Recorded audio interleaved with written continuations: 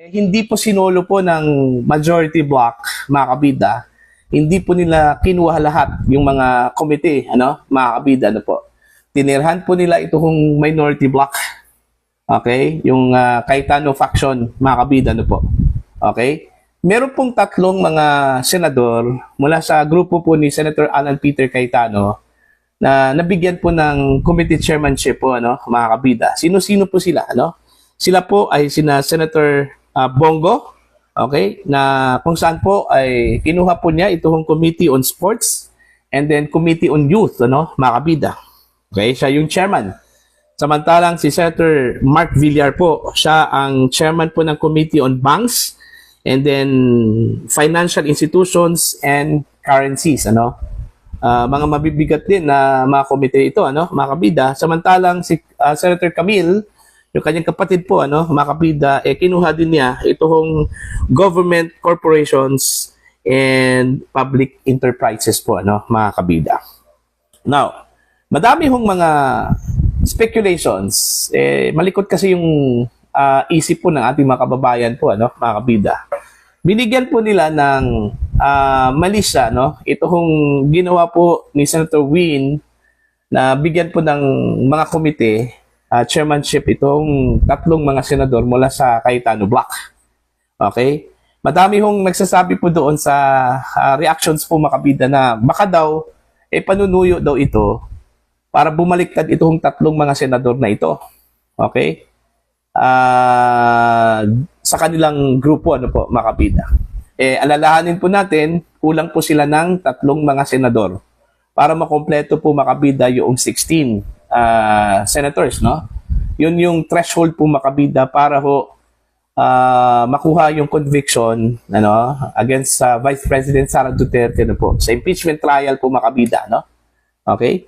Kasi sa ngayon, 13 lang po itong grupo po ni Gatchalian, makabida.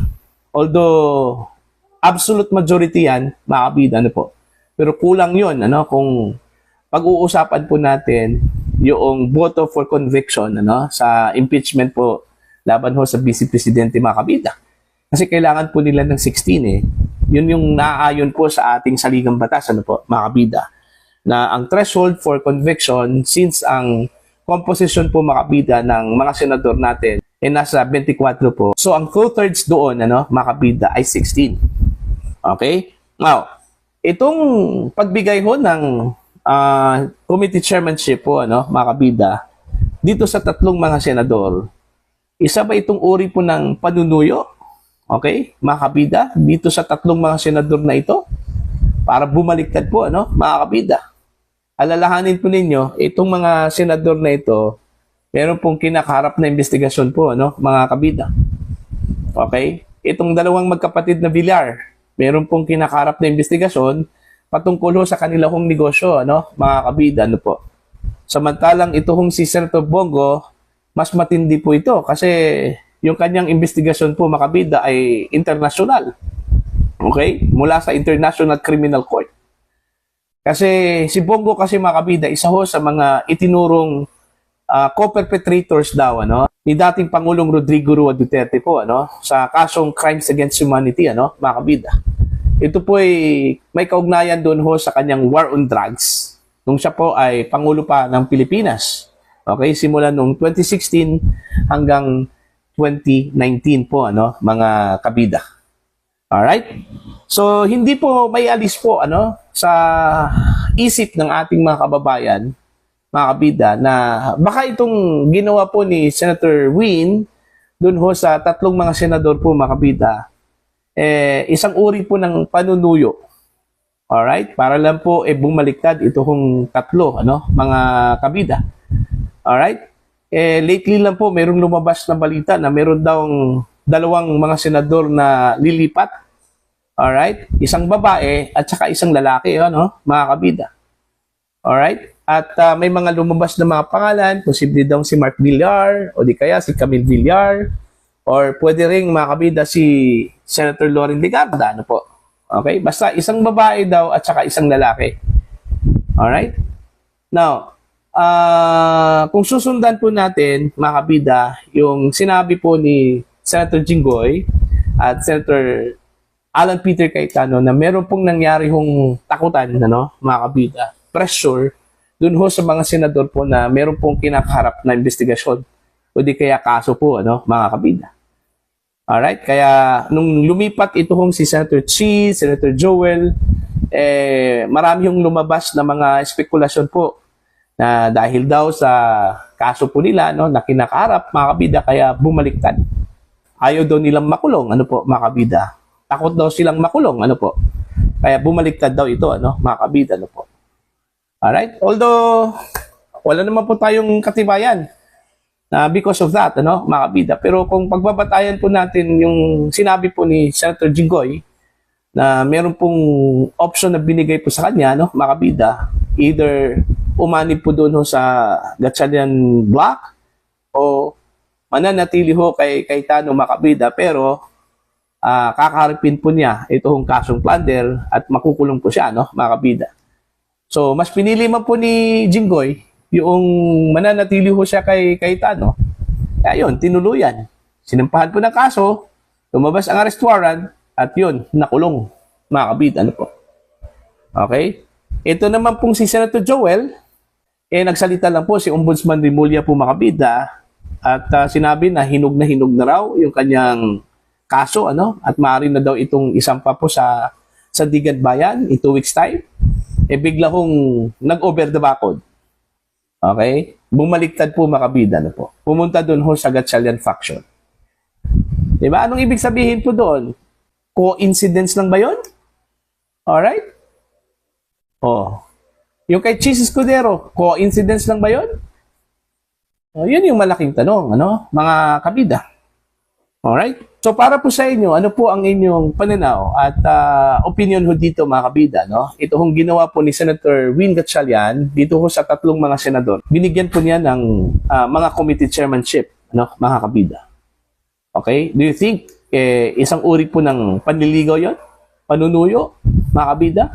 Para maingganyo at bumaliktad, iiwanan si Cayetano, ano, mga kabida, at pupunta doon ho sa majority block ni Sherwin Gatchalian. Baka naman po madagdagan yung mga tinagurian po ni Senator Rodante Marcoleta na mga hudas dyan sa kanilang grupo po, ano, mga kabida, ano po. Diba? Pero sa palita po, mga kabida, ng DZRH, ano, iba po yung sitwasyon. Alright? Meron daw lumapit at kumausap po kay Senator Win Gatchalian, ano, mga kabida.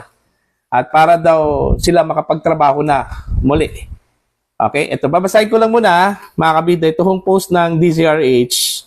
Alright? Ang sabi po nila dito, okay, inanonso ni Senate President Win Gatchalian na may mga miyembro mula sa minority bloc ang nabigyan ng komite chairmanship sa Senado. Ayon kay Gatchalian, natuwa ito na mayroong mga kumausap sa kanya kahapon habang naka-special session para makapag-umpisa na muli sa pagtatrabaho. Anong ibig sabihin po? Posible hong ang lumapit dito at humingi po ng committee chairmanship ay itong tatlong mga senador na ito. Okay? Kasi sinabi po dito sa balita natuwa daw si Senator Win Gatchalian dahil meron daw kumausap sa kanya. At sinabi po dito, mga kabida, okay, para makapag-umpisa na muli sa pagtatrabaho. So, posible hong itong tatlong mga senador na ito ang lumapit po kay Senator Win at hiningi ito hong mga komite na ito. Okay? Ano bang kapalit? Okay? Dito ho sa pagbigay po ng komite, ano, mga kabida. Diba? Oh, kaya nga, duda po itong mga netizens, mga kabida, na posible hong babaliktad ito hong tatlo. Okay? Mga kabida. Lalong-lalo na po. Okay? Dito ho sa balita na posibleng itong tatlong mga senador na ito ang humingi po ng committee chairmanship. Okay? Lumapit po kay Senator Win para hingin ito hong kanilang mga komite na gusto nilang kunin, ano, mga kabida, at maging chairman. Alright? Kaya natuwa po si Senator Win dito. Kasi at least meron po siyang leverage, mga kabida, no? Dito ho sa tatlong mga senador. Diba? Pero hindi ko lang talaga ma-imagine kung itong tatlo mga kabida, halimbawa lang po, ano? Okay? May pagkakataon po mga kabida na lilipat po ito. Okay? Hindi ko lang talaga ma-imagine itong si Senator Bongo. Okay? Kung sakali man po, okay, lilipat po ito mga kabida. Hindi ko ma-imagine talaga na kaya ho niyang lumipat at sumali doon ho sa Gatchalian Block. Na alam naman po niya, posible, na sila po ay mga administration senators. Back up by the Malacanang, ano, mga kabida. At alam siguro po niya, ano, mga kabida, kung bakit ninanais po ng grupo po ni Gatchalian na kunin po itong majority, ano, yung Senate leadership po mga kabida, ano po. Okay? Kasi ayon po sa mga lumabas na balita, utos daw yun ng Malacanang, mga kabida, ano po. Okay? Napatalsikin si Cayetano dahil delikado kung si Cayetano po ang magiging presiding officer pagdating ho sa impeachment ni Sara Duterte, ano. So ibig sabihin, may connection din ito, ano, mga kabida, daw sa impeachment trial ni Vice President Sara Duterte, ano? Now, kung lilipat po itong si Bongo, okay, gaya na sinabi ko po kanina, mga kabida, hindi ko ma-imagine na gawin po yan niya, no, mga kabida. Okay? So, abangan natin. Tingnan natin kung meron bang kapalit yung kinuha po nilang mga committee chairmanship po mga kabida, no? Okay? Mula sa presidente po ng Senado. Okay?